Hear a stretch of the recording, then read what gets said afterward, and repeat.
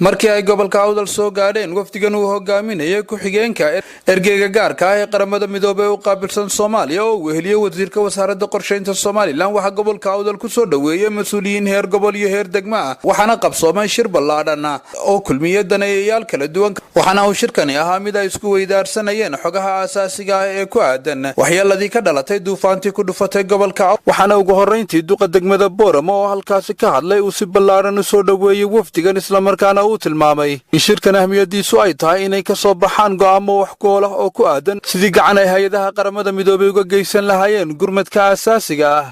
iyo kan ka dambeeya ee dibadejinta ah ee u baahan yihiin dadkii masiibooyinka ka soo gaadhay duufaantaasi madaxda gobolka awdal oo isaguna hadalka qaatay ayaa faahfaahin ka bixiyay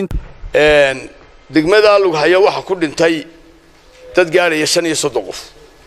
waa halka ugu badan oo ay gargaar ugu sii badan tahay haddana special 20 qof ayay duufaantu gaarsiisay dhaawacyo kala duwan 13 iskuul ayaa burburay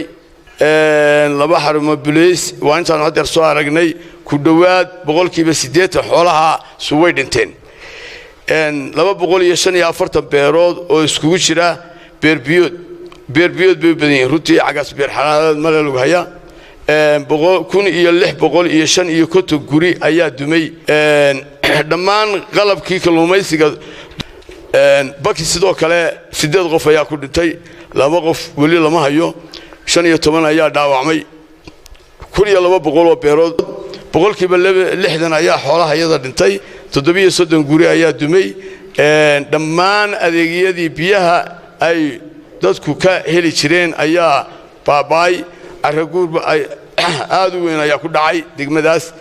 ku-xigeenka ergeyga gaarka ah ee qaramada midoobay u fadhiya Soomaaliland iyo Soomaaliya Peter Diclerk oo isaguna halkaas ka hadlay ayaa ku dhawaaqay in ay u qoondeeyeen gurmadka duufaantan ku dhufatay lacag gaadhaysa 2 milyan iyo 700 kun oo dollar isagoo faahfaahinayna waxa uu yidhi we're making available funds Somalia and Somaliland humanitarian fund which is ugu deeqaynaa 270 milyan oo dollar dadka ay saameysay dhibaatadan duufaantu ee Soomaaliya iyo Somaliland wasiirka wasaaradda qorsheynta Soomaaliland mudane Cawaale Shirwaco isaguna halkaas ka hadlay ayaa carabka ku dhuftay dawlad ahaan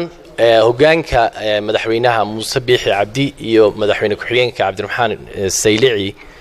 saad arkayseen ama la socotaan arinta wixii ay sidii uga gudan kareen way dadaaleen